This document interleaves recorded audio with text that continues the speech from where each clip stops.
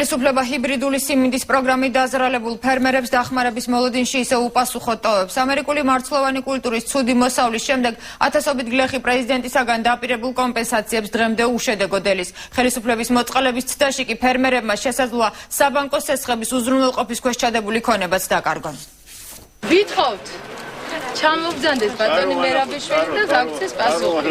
პრემიერ-მინისტრის მიმართვის სპეციალური ტექსტის ხელმომწერები აგროპროგრამის ჩავარდნას სათესლე მარცვლის უხარისხობით ხსნიან. თავის დროზე სოფლის მეურნეობის სამინისტრო ფერმერებს ჰიბრიდული სიმინდის მომგებიანობაში არწმუნებდა. თუმცა რეალურად დაზარალებულმა მოქალაქეებმა მიწის თითოეული ჰექტარი ნათესიდან 10-12 ტონის ნაცვლად დაპირებული მოსავლის მხოლოდ მეხუთედი მიიღეს. ვიძახით ერთ მარტივ რაღაცას რა. იყო თუ არა პროექტი მომზადებელი. ამაზე პასუხი მათ უკვე გაცემული აქვს. იძახიანო პროექტი ჩავარდა რა და მაგრამ თუ ჩავარდა, ვისთვის ჩავარდა, კითხვა ისმება, ხო? ჩვენთვის ჩავარდა რა და ეხლა გავგვცემ პასუხი იმაზე, რა გავაკეთოთ?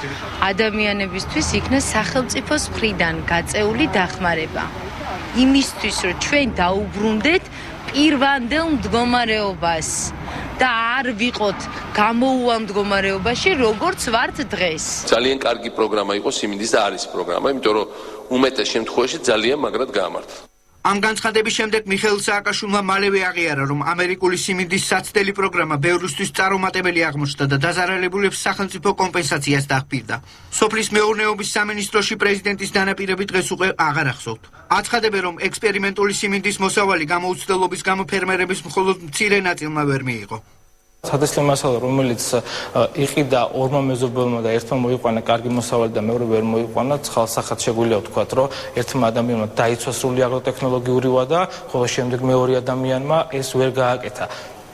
ან არ გააკეთა, უბრალოდ არ ქონდა გამოცდილება, ან არენდო იმრჩევებს და მითითებებს თავშოთ, რაც იყო უშუალოდ თავშივე მიწოდებული ყველა ფერმერისთვის. მთავრობა დღემდე ირწმუნება, რომ პროგრამა წარმატებული იყო.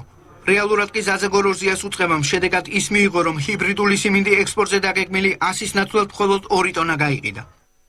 8 წლის წინ საქართველოს მთლიანად უზრუნველყოფდა საკუთარ თავს სიმინდით, შემდგომ დაიწყო როგორც სხვა მიმართულებით წარმოების შემცირება, იმპორტის და 2011 წელს, როცა ეს ვთქვათ ჰიბრიდული სიმინდის პროგრამა ხორციელდებოდა საქართველოში, საქართველოს მოახდინა თავის სტატისტიკა არსებობს, ყველაზე უფრო დიდი მოცულობით სიმინდის იმპორტი. მთავრობის კანცელარიიდან დაზარალებულ მოქალაქეებს არავინ გამოხმაურებია. ფერმერები არ გამორიცხავენ, რომ მათი უკმაყოფილება საპროტესტო აქციაში გადაიზარდოს.